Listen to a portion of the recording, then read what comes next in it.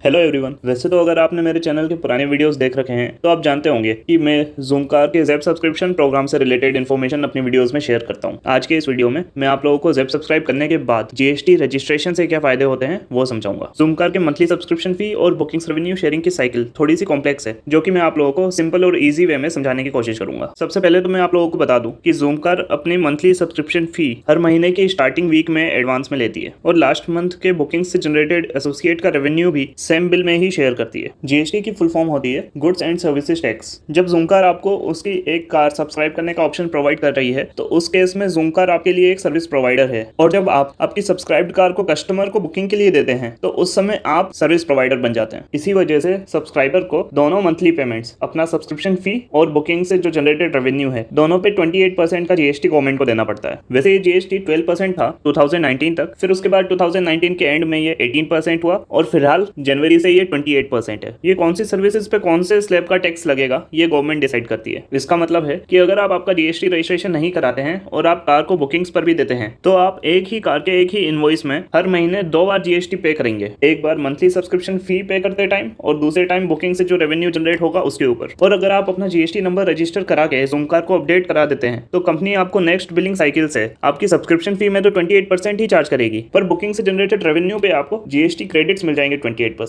पर इस GST registration के साथ आपके ऊपर एक रेस्पॉन्सिबिलिटी भी आती है। अब आपको आपके एंड से जीएसटी फाइलिंग्स करनी होगी हर महीने की 20 तारीख से पहले। आपको बेसिकली जीएसटी रजिस्ट्रेशन से अप्रोक्सिमेटली कितना फायदा हो सकता है ये आपको मैं एक एग्जांपल लेके समझाने की कोशिश करता हूँ। एग्जांपल के तौर पर मान लेते हैं कि आपकी जो कार है उसकी मंथली सब्सक्रिप्शन फी 14,999 प्लस जीएसटी है, और मान लीजिए कि आपकी एक महीने की बुकिंग से जनरेटेड रेवेन्यू कोई भी उसमें जीएसटी डिडक्शन होने से पहले 25,200 है। वैसे मैं आप लोगों को बता दूं कि जो आप ज़ेप एप्लीकेशन पे आपका एसोसिएट रेवेन्यू देखते हो वो ऑलरेडी जीएसटी डिडक्शंस के बाद होता है। Associate revenue before GST deductions देखने के लिए आपको आपके मंथली कंसोलिडेटेड स्टेटमेंट शीट के सेकंड पेज को चेक करना होगा। तो अब बात कर लेते हैं कि जीएसटी रजिस्टर्ड और एक जीएसटी नॉन रजिस्टर्ड एसोसिएट के बिलिंग डिफरेंसेस के बारे में। यहाँ पे जो आप देख पा रहे हैं टेबल 1, ये एक नॉन जीएसटी रजिस्टर्ड कैंडिडेट की कैलकुलेशंस है, और टेबल 2 में एक जीएसटी रजिस्टर्ड कैंडिडेट की कैलकुलेशंस दिखाएंगे। यहाँ दोनों ही कार्स की सब्सक्रिप्शन फी सेम है जो कि 14,999 और प्लस जीएसटी। अब जीएसटी 28% इसका होता है 4,199। सो टोटल सब्सक्रिप्शन फी बोथ ही केसेस में हो जाएगी 19,198, और एक बार फिर दोनों ही केसेस में जो बुकिंग से जनरेटेड रेवेन्यू है वो दोनों ही केसेस में 25,200 है। और टेबल 1 के अकॉर्डिंगली इसमें 28% का जीएसटी डिडक्शन और होना है जो कि होता है 7,056 रुपीज का, और टेबल 2 में ऐसा कोई डिडक्शन नहीं होना है। एक और बात आप यहाँ पे समझ लीजिए कि ज़ूमकार आपके बुकिंग्स रेवेन्यू में से पहले जीएसटी के डिडक्शंस करती है और उसके बाद में उसमें से फ्यूल कॉस्ट या फिर रिफ्यूलिंग की कैलकुलेशंस एड अप होती हैं। अब इन कैलकुलेशंस के बेस पे आप देख सकते हैं कि टेबल 1 में टोटल मंथली सब्सक्रिप्शन फी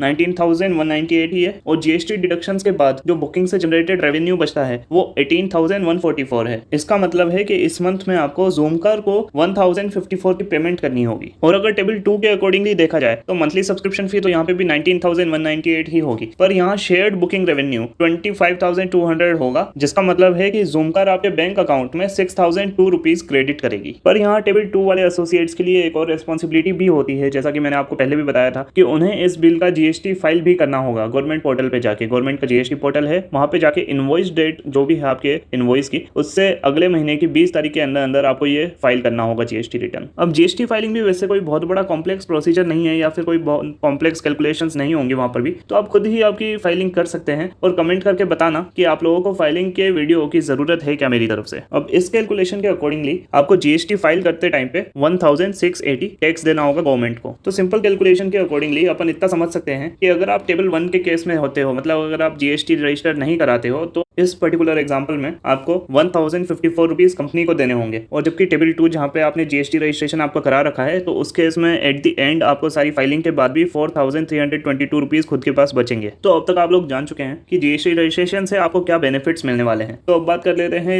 इस रजिस्ट्रेशन प्रोसेस की और इसके लिए क्या क्या डॉक्यूमेंट्स आपको रिक्वायर्ड होंगे। जीएसटी रजिस्ट्रेशन के लिए आपको सब्सक्राइबर के नेम पे ये 5 डॉक्यूमेंट्स की रिक्वायरमेंट होगी। PAN card, Aadhaar card, passport size photo, electricity bill, कोई भी ब्लड रिलेशन में हो जिसका name, PAN, cancel cheque, passbook और अगर रेंटर है तो रेंट एग्रीमेंट भी। अगर इलेक्ट्रिसिटी बिल पे ब्लड रिलेशन का नेम नहीं है या फिर आप रेंटर हो तो उस केस में आपको एक एनओसी भी सबमिट करना होता है जिसमें लैंडलॉर्ड के साइन होंगे। अगर किसी को एनओसी के फॉर्मेट की जरूरत है वो मेरे इंस्टाग्राम हैंडल से ले सकता है। ये सारे डॉक्यूमेंट्स की सॉफ्ट कॉपी और इसके साथ एक एप्लीकेशन फॉर्म आपको भर के सबमिट करना होता है गवर्नमेंट के जीएसटी पोर्टल के थ्रू। एक बार जीएसटी नंबर जनरेट हो जाए तो आपके पास में कंफर्मेशन मैसेज और ईमेल आ जाएगा गवर्नमेंट के थ्रू। उसके बाद आप अपना जीएसटी नंबर एक्सेस कर लीजिए, अपना अकाउंट लॉगिन कर लीजिए पोर्टल के ऊपर और अपना जीएसटी सर्टिफिकेट भी डाउनलोड कर लेना। उसके बाद आपको आपकी ज़ैप एप्लीकेशन खोल के वहाँ पे हेल्प एंड सपोर्ट में जाके जीएसटी अपडेट का एक ऑप्शन आता है, उसमें अपना जीएसटी नंबर और अपना जीएसटी सर्टिफिकेट सबमिट कर देना है। उसके बाद में आप देखेंगे कि कुछ टाइम में आपके ज़ैप प्रोफाइल के अंदर कंपनी आपका जीएसटी नंबर अपडेट कर देगी और अपकमिंग मंथ से आपके स्टेटमेंट में भी जीएसटी क्रेडिट्स शो होने लग जाएंगे। अब बात रही जीएसटी रजिस्ट्रेशन कराने की, तो मैं आपको बता दूं कि ये वन टाइम प्रोसेस है। इसके लिए आप कहीं भी कोई भी